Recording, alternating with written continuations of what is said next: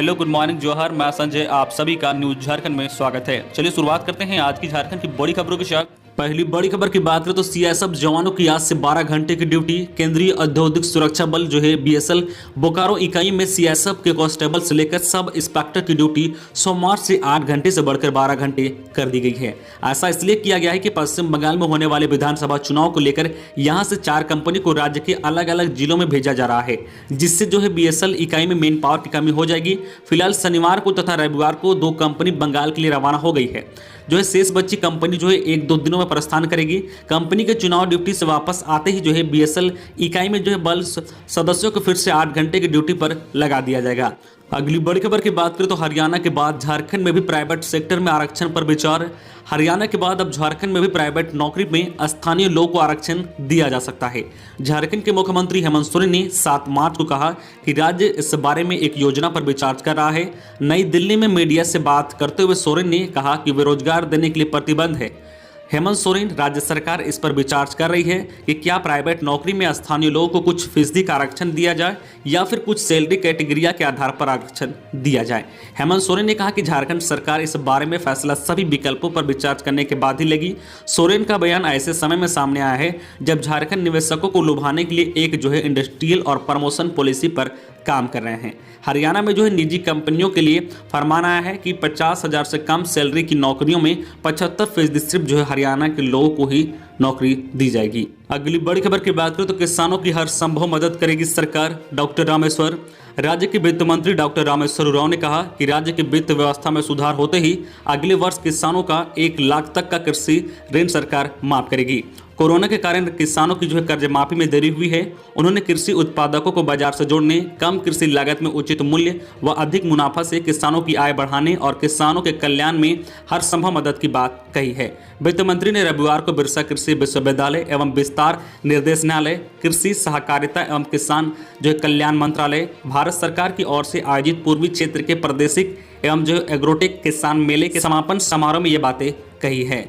अगली बड़ी खबर की बात करें तो 17 मार्च को विधानसभा घेरावा करेंगे पारा शिक्षक। सूबे के मुखिया हेमंत सोरेन ने विधानसभा चुनाव के पूर्व पारा शिक्षकों को अस्थायीकरण करने एवं वेतनमान देने का ढिंढोरा पीट रहे थे, लेकिन जब सरकार बनी तो मुंह फेर लिया, जो किसी भी दृष्टिकोण से उचित नहीं है। ये बातें पाकुड़ जिले में स्थानीय जो है गोकुलपुर आम बगान में रविवार को एकीकृत पारा शिक्षक संघर्ष मोर्चा की बैठक में जिला अध्यक्ष जो है चितरंजन भंडारी ने कही है। उन्होंने कहा कि राज्य के सभी पारा शिक्षक स्थानीयकरण सहित अन्य मांगों को लेकर 17 मार्च को विधानसभा का घेरावा करेंगे। अगली बड़ी खबर की बात करें झारखंड मौसम विभाग से कि आज से बदलेगा मौसम का मिजाज। इन इलाकों में वज्रपात के साथ बारिश। कल रविवार को राजधानी रांची में सुबह सामान्य रूप से धूप निकली। मौसम साफ रहने के कारण लोगों को सुबह से ही गर्मी महसूस होती रही। हालांकि मौसम विभाग के अनुसार आज सोमवार को लोगों को गर्मी से थोड़ी राहत मिल सकती है। आज दोपहर बाद राजधानी रांची सहित रामगढ़, हजारीबाग, गुमला, बोकारो, खूंटी, गढ़वा, चतरा और लातेहार में बादल छाएंगे। इसका जो है असर रांची के मौसम पर 12 मार्च तक देखने को मिलेगा। 12 मार्च को राज्य के कई हिस्सों में वज्रपात के साथ बारिश होने की संभावना है। इसे देखते हुए मौसम विभाग ने येलो अलर्ट भी जारी किया है। अगली बड़ी खबर की बात करें तो बड़कागांव विधायक अंबा प्रसाद की गरीब महिलाओं को सौगात। अंबा सशक्तिकरण अभियान से महिलाएं, विधवा एवं युवाओं को मिलेगा रोजगार। झारखंड के हजारीबाग जिले के बड़कागांव विधानसभा क्षेत्र की महिलाओं और विस्थापित एवं युवाओं वर्गों के लिए विधायक अंबा प्रसाद ने अंबा फाउंडेशन का गठन कर रोजगार से जोड़ने एवं समस्याओं के समाधान का संकल्प लिया है। अंतर्राष्ट्रीय महिला दिवस पर विधायक ने अपने जो है विधानसभा क्षेत्र के 115 महिलाओं के समूह को अंबा सशक्तिकरण अभियान के अंतर्गत विभिन्न प्रकार के जनोपयोगी वस्तुओं के उत्पाद, मार्केटिंग तथा आवश्यक सेवाओं से आमदनी सुनिश्चित करने के लिए जो है रांची की रेम सर्विस लिमिटेड का चयन किया है। इसके जरिए गरीब, विधवाओं, महिलाओं एवं युवाओं के साथ एक रोजगार से जोड़ने की जो है तैयारी की गई है। शुरुआती स्तर पर महिलाओं को जो है एलईडी बल्ब, फिनाइल, हैंडवाश, साबुन इत्यादि के उत्पाद का प्रशिक्षण दिया जाएगा। एक निश्चित मासिक उत्पाद के लिए तय शुल्क का भुगतान किया जाएगा ताकि जो है हर महिला को कम से कम 9,000 रुपये मासिक आमदनी हो सके। अगली बड़ी खबर की बात करें तो रांची नगर निगम ने भेजा नोटिस। होल्डिंग टैक्स के बड़े बकायेदारों को जमा करना होगा पैसा, नहीं देने पर सील होगी बिल्डिंग। रांची नगर निगम अब अपना खजाना भरने के लिए होल्डिंग टैक्स के बड़े बकायेदारों पर कार्रवाई करने की तैयारी कर रहा है। इसी क्रम में निगम ने शहर के 20 बड़े होल्डिंग टैक्स बकायेदारों को नोटिस भेजकर 15 दिनों के अंदर टैक्स जमा करने का निर्देश दिया है। इन बकायेदारों में 1 लाख से 1 करोड़ रुपए होल्डिंग टैक्स नहीं चुकाने वाले शामिल हैं। निर्धारित अवधि में टैक्स जमा नहीं करने पर भवन मालिक के विरुद्ध नगर पालिका अधिनियम के तहत कार्रवाई होगी। नगर आयुक्त ने साफ तौर पर कहा है कि जिन बड़े बकायेदारों को नोटिस दिया जा रहा है वह निर्धारित अवधि के अंदर पैसा जमा नहीं करते हैं तो भवन सील करने की भी कार्रवाई की जाएगी। अगली बड़ी खबर की बात करें तो झारखंड में 56 लाख के गांजा के साथ 2 अंतर्राष्ट्रीय तस्कर गिरफ्तार, पुरस्कृत होंगे पुलिसकर्मी। 56 लाख रुपए के गांजे के साथ 2 अंतर्राष्ट्रीय गांजा तस्करों को पुलिस ने गिरफ्तार करने में सफलता हासिल की है। पुलिस को मिली गुप्त सूचना पर कार्रवाई की गई है। इसमें पुलिस को गांजा के साथ 2 तस्करों को गिरफ्तार करने में भी कामयाबी मिली है। उड़ीसा से सिमडेगा के रास्ते बेलोरो से गांजा की तस्करी की जा रही थी। सिमडेगा एसपी डॉक्टर सब्य तपरेज ने प्रेस कॉन्फ्रेंसिंग कर इसकी जानकारी दी है। उन्होंने कहा कि पुलिस टीम को पुरस्कृत किया जाएगा। अगली बड़ी खबर की बात करें तो मांग पूरी नहीं होने पर प्रदर्शन होगा। संघ झारखंड राज्य सरकारी कर्मचारी महासंघ की बैठक रविवार को भारतीय मजदूर संघ के धुरवा स्थित प्रदेश कार्यालय में हुई। महासंघ के मंत्री धर्म प्रकाश सिंह की अध्यक्षता में हुई बैठक में रिसोर्सर शिक्षकों और फिजियोथेरेपिस्टों की समस्याओं पर चर्चा हुई। धर्म प्रकाश सिंह ने कहा कि रिसोर्सर शिक्षकों और फिजियोथेरेपिस्टों की मांग पर 31 मार्च तक यदि सकारात्मक निर्णय सरकार की ओर से नहीं लिया गया तो महासंघ आंदोलन को बाध्य होगा। अगली बड़ी खबर की बात करें तो बाबूलाल मरांडी बोले जनजाति समाज को हित रक्षा के लिए सामाजिक स्तर पर काम करना जरूरी। झारखंड के पूर्व मुख्यमंत्री बाबूलाल मरांडी ने कहा कि जनजाति समाज का एक बड़ा हिस्सा आज अपनी पहचान खो चुका है। सिर्फ सर्टिफिकेट में ही मुंडा, उराव, संथाल आदि लिखते हैं। अगर आरक्षण समेत अन्य सुविधाएं बंद हो जाए तो वह भी लिखना बंद कर देंगे। वे रविवार को रांची के आरोग्य भवन में भारतीय संविधान में जनजातियों की संवैधानिक अधिकार विषय पर आयोजित कार्यशाला में लोगों को संबोधित कर रहे थे। कहा कि हिंदू जनजाति समाज के सामने बड़ा संकट है। हित रक्षा के लिए कानून एवं सामाजिक स्तर पर काम करना जरूरी है।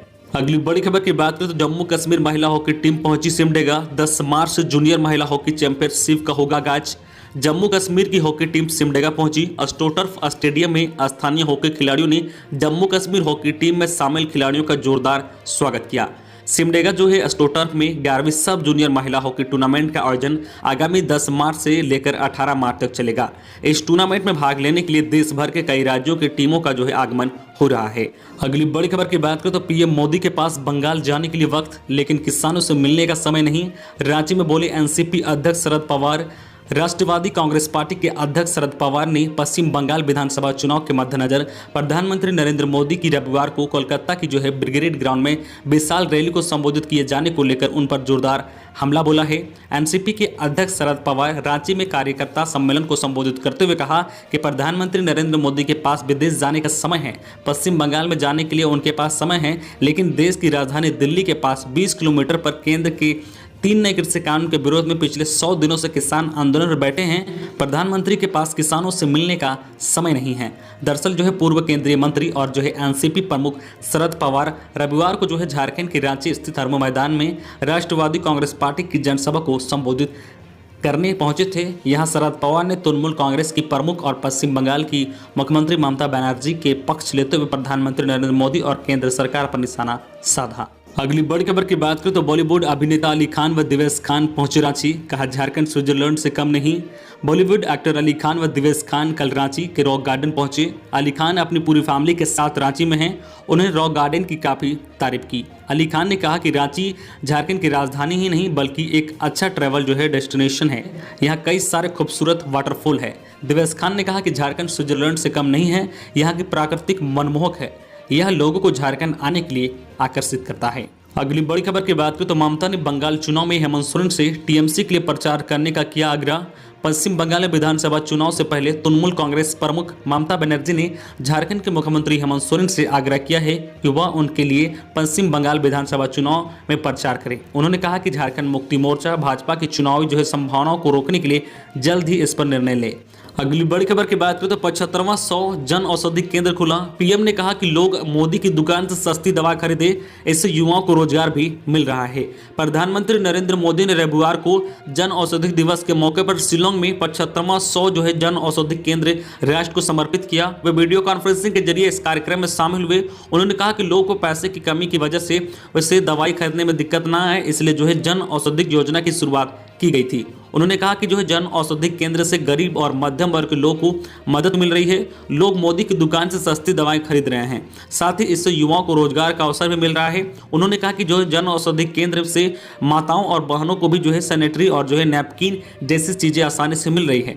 यह महिलाओं की आत्मनिर्भरता का प्रतीक है। लाभार्थियों से बातचीत के बाद पीएम मोदी ने जन औषधि परियोजनाओं से जुड़े लोगों को उत्कृष्ट कार्यों के लिए सम्मानित किया। अगली बड़ी खबर की बात करें तो खुद करता था साइबर अपराध। वह खुद अपराध की दुनिया में लिप्त था, लेकिन दूसरे साइबर अपराधियों को पुलिस से पकड़वाने की धमकी देकर भय दोहन करता रहता था। लेकिन अब वह खुद जो है पुलिस के हत्थे चढ़ गया है। मधुपुर थाना क्षेत्र के चारपा गांव निवासी अनिल दास को साइबर पुलिस ने एक मोबाइल फोन व 3 सिम कार्ड के साथ गिरफ्तार किया है।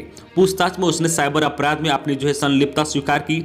पूछताछ में उसने पुलिस को बताया कि अन्य साइबर अपराधियों को पुलिस से पकड़वाने की धमकी देता था। इसके एवज में वह मोटी रकम की उगाही करता था। इसके खिलाफ जो है साइबर थाना में मामला दर्ज कर उसे कोर्ट के आदेश पर न्यायिक हिरासत में भेजा गया है। तो ये थी आज की झारखंड की टॉप बड़ी खबरें। इसी तरह झारखंड की हर छोटी बड़ी खबर देखने के लिए आप हमारे चैनल न्यूज झारखंड चैनल को सब्सक्राइब करके बेल आइकन प्रेस कर दीजिए, जिससे आपको झारखंड की हर छोटी बड़ी खबर का अपडेट आप तक पहुंचता रहे। तो आज के लिए बस इतना ही, हमें दीजिए इजाजत, फिर मिलते हैं नेक्स्ट न्यूज में।